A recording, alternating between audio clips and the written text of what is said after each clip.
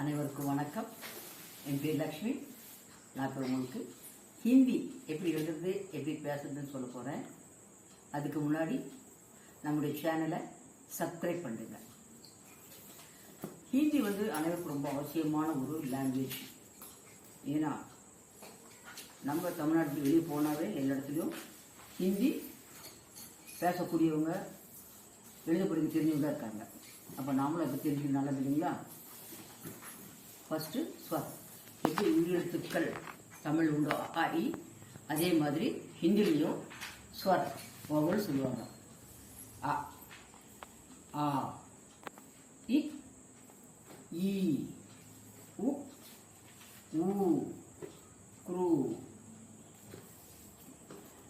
ஏ ஐ ஓ ஔ அம் அஹ அங். அஹ சொல்லுவாங்க. இதில் மொத்தம் 13 லெட்டர்ஸு. இதில் அம் அஹன்றது ஆயுத எழுத்துக்கள். தமிழ் வாக்கு சொல்கிறீங்களா, அதே மாதிரி இதில் ஆயுத எழுத்துக்கள். அப்போ நமக்கு ஸ்வர் மொத்தம் 11 எழுத்துக்கள். இதில் எல்லாமே நெடில் தான். தமிழை மாதிரி ஓ ஓ ஏ ஏ அதெல்லாம் கிடையாது. ஒன்லி ஏ ஓ அவ் அவ்வளோதான். இப்போ இது எப்படி எழுதுறதுன்னு உங்களுக்கு ஒரு எழுதி காட்ட போகிறேன் பாருங்க. அ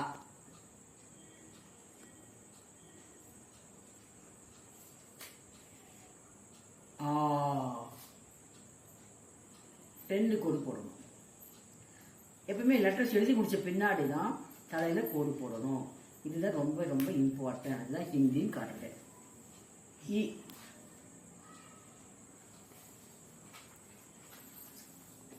இங்கிலீஷில் எஸ் போடுற மாதிரி. ஈ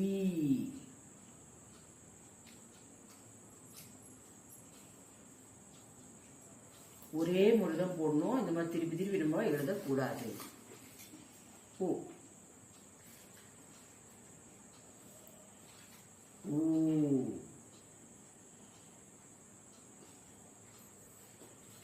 எல்லாமே ரொம்ப சிம்பிள், ஈஸி தான். பயிற்சி நிறைய பண்ண உங்களுக்கு ஈஸியாக போயிடும். குரு குருன்னு சொல்லும்போது நம்ம இங்கிலீஷில் கே போடுறோம் இல்லைங்களா, அது தலை கீழே போட்டு எஸ் மாதிரி போட்டுட்டோம். குரு.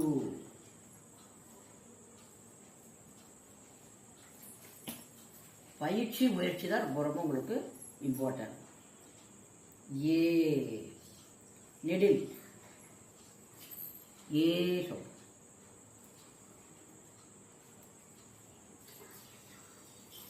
ஐ ஏ மாதிரி எழுதி தலையில் ஒரு கொம்பு. ஐ ஓ நெடில் தான். ஓ கோடு போட்டுட்டு ஒரு கொம்பு. ஆ முதல்ல போட்டு அதுக்கப்புறமா ஒரு கொம்பு போடுறது ஓ. ஔ ஆ போட்டுட்டு தலையில் 2 கொம்பு போடுறது ஔ. அம் ஆ போட்டு தலையில் ஒரு புள்ளி வச்சது அம். இதுதான் தலை சொல்லுவாங்க. ஹிந்தி லெட்டர்ஸ் மோஸ்ட்லி எல்லாமே இந்த கோட்டுக்கு கீழே தான் நீங்கள் எழுத போகிறீங்க. தமிழ் இங்கிலீஷ் மாதிரி கோட்டுக்கு மேலே எழுதுறது கிடையாது. கோட்டில் வச்சு தான் கோடே போடுறது.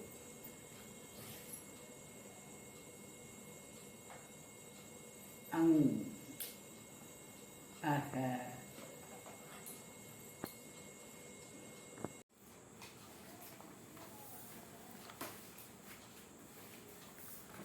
स्वर के पीछे स्वருக்கு அடுத்து व्यंजन கான்சோனன்ட் சொல்லுவாங்க. மெய் எழுத்துக்கள் தமிழில் சொல்கிறோம்.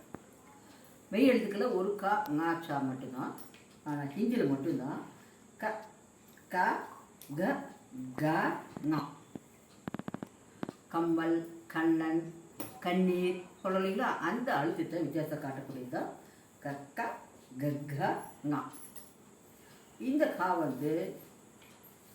நடுவில் ஒரு கோடு போட்டு இந்த பக்கம் ஒரு பாதி ரவுண்டும் இந்த ஒரு பாதி ரவுண்டும் போடக்கூடிய தான் கா. இது நம்ம 1 2 3 4 கான்னு சொல்லிக்கலாம். இல்லை க க அப்படின்னு சொல்லி சொல்லுவோம். செகண்ட் கா. நம்பர் 2 போகிற மாதிரி போட்டு உள்ள ஒரு கோடு போட்டு அதை ரவுண்ட் பண்ணுறோம். அது கா. கா கோளுடைய கைப்பிடி இருக்கிற மாதிரி ஒரு கொக்கி கோடு. கா. கா என்று கொஞ்சம் அழுத்தி சொல்லக்கூடியது கா. நம்பர் 3 திருப்பி போட்டு கோடு போடுறது தான் கா. ஙா.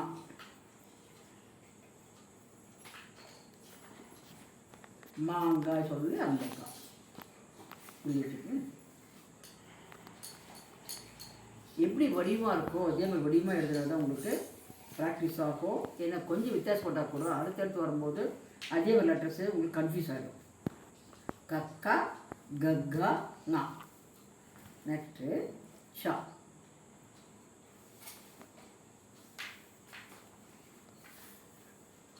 ஷா. ஷா கொஞ்சம் அழுத்தி சொல்லுது. நம்பர் 3 போடுற மாதிரி போட்டு இங்கே ரவுண்டு பண்ணக்கூடியதான் ஷா. ச சா.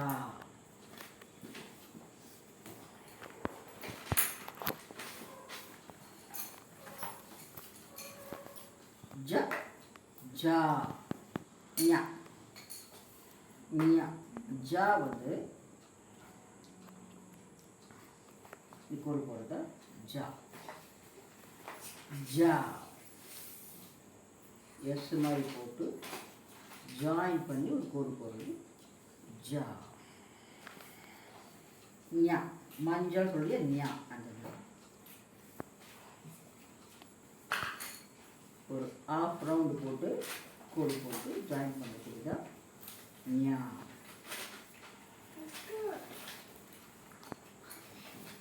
சச்சா ஜஜ்ஜா ஞா.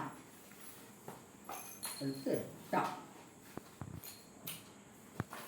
டா நம்ம சி போடுறோம் இல்லைங்களா, இங்கிலீஷில் சி போடுற மாதிரி கோடு போட்டு போடக்கூடிய டா.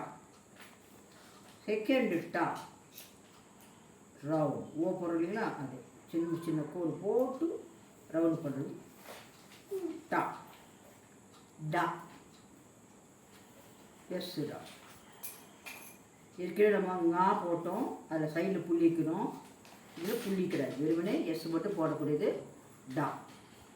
டட்டா டட்டா நா. ஃபோர்த்து டா பாருங்க. ஃபஸ்ட்டில் வந்து சி மாதிரி போட்டோம். ஃபோர்த்து ஒன்று வந்து சி மாதிரி போட்டு உள்ளே ரவுண்ட் பண்ணணும். டா. டட்டா டட்டா நா. நான் வந்து சின்னதாக ஒரு நாம மாதிரி போடுறது, போட்டு பக்கத்தில் கோடு போடுறது நா. டட்டா டட்டா நா. தமிழில் சொல்கிறோம் இல்லைங்களா, க ஙா சா ஞா டா நா. நாக்கே பிஃபே டா. நீங்கள் தமிழ் தெரிஞ்சிருந்தால் ஹிந்தி ரொம்ப ரொம்ப ரொம்ப ஈஸி. ரெண்டுமே ஒரே மாதிரி தான். டா. தத்தா தத்தா நா. தா வந்து ஃபஸ்ட்டு சின்னதாக வரும். நம்ம சி போடுற மாதிரியே போட்டுட்டு கோடு போட்டு எடுக்கிறது தா. செகண்டு தா வந்து இங்கே ஒரு ரவுண்டு போட்டு நம்ம 2 போடுறோம் இல்லைங்களா, அதே மாதிரி போடுறதோ தா. தா. சி மாதிரி போட்டு கொஞ்சம் இந்த நுனியில் வெளியே வருது தா.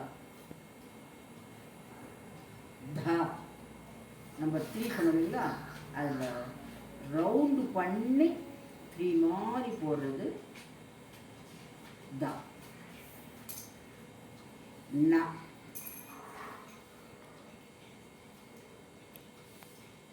தா போடுறோம்.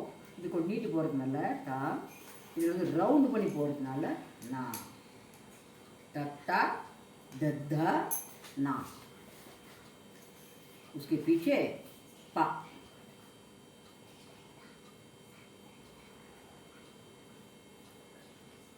நம்ம தமிழில் பா போடுற மாதிரி, ஆனால் அவங்க ஸ்ட்ரைட்டாக போடாமல் கொஞ்சம் வளைஞ்சி போடுறது பா. उसके पीछे பா. ரெண்டு பக்கமும் ஃபர்ஸ்ட்டில் ஸ்டார்ட் பண்ணிவிட்டு கீழே தூங்கி முடிக்கிறது பா. செகண்டு பா. இல்லை ஃபர்ஸ்ட் பா, செகண்ட் பா, தேர்ட் பா, ஃபோர்த் பாக்குன்னு சொல்லுவாங்க. பா. ஆனால் ஃபர்ஸ்ட் செகண்ட் தேர்டு ஃபோர்த் சொல்லாமல் பப்பா பப்பான்னு சொல்லி பழகினீங்கன்னா உங்களுக்கு ரொம்ப ஈஸியாக இருக்கும். பா. நம்ம இங்கிலீஷில் டி போடுறோம் இல்லைங்களா, அந்த மாதிரி போட்டு உள்ளே கோடு போடுறது பா. பப்பா பா.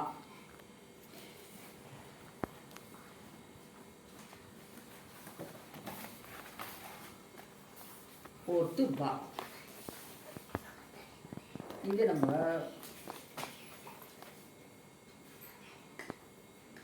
பா போட்டோம் இல்லைங்களா, அது கொஞ்சம் வளைச்சி போட்டோம்.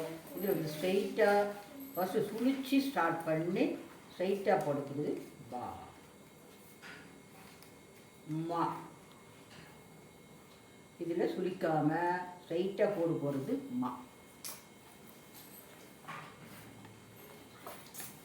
பப்பா பப்பா மா. அடுத்து யாராலாவா சொல்லுங்களா, மா கே பீச்சே மா கே. அடுத்து தமிழில் யாராவா சொன்ன மாதிரி யா. நம்ம செகண்டு தா போட்டோம் இல்லைங்களா, அது சுழிச்சு போட்டோம். இதில் சுழிக்காமல் போடுறது யா. ரா. லா. எல் போடுறோம் இல்லைங்களா, எம். இங்கிலீஷில் எம் போடுற மாதிரி லா. வா.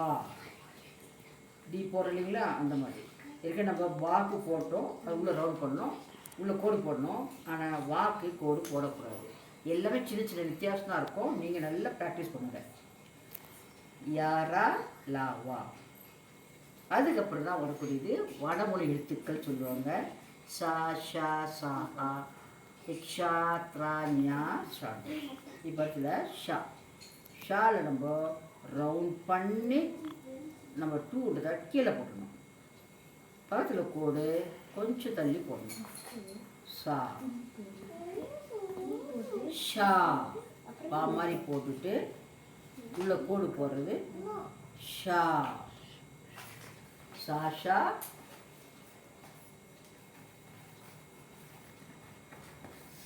சா. நம்ம ஷா போடுங்களா, அதே மாதிரி போட்டு இதில் ஜாயின் பண்ணிக்கணும். சா. ஹா. எஸ் போடுற மாதிரியே போட்டுட்டு இது கோடு போடுறது ஹா. சாஷா சாஹா. இக்ஷா. லக்ஷ்மிக்கு வரக்கூடிய ஷா. த்ரா. நம்ம கே போடுறோம் இல்லைங்களா, அதே மாதிரி திருப்பி போட்டால் கே த்ரா. ஞா. நம்ம ஏற்கனவே ஜா போட்டோம் இல்லைங்களா, சச்சா ஜா.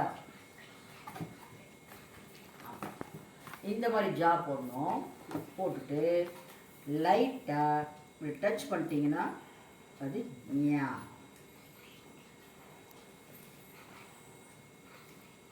ஞா. ஸ்ரா. எப்போ பிள்ளையார் சொல்லி மாதிரி நம்ம ஸ்ரீ போடுறோம் இல்லைங்களா, இதுதான் ஸ்ரா. ஸ்மால் எஸ் போடுறோம் ஜாயின் பண்ணிவிட்டு அந்த மாதிரி போடுறது தான் ஸ்ரா. இவ்வளோதாக மொத்த எழுத்துக்களை இதை நீங்கள் நல்லா கோத்ரூ பண்ணிட்டீங்கன்னா உங்களுக்கு ரொம்ப ரொம்ப ஈஸியாக இருக்கும். டெஸ்ட்டு மாதிரி எழுதி பார்த்துக்கலாம். தன்யவாத்.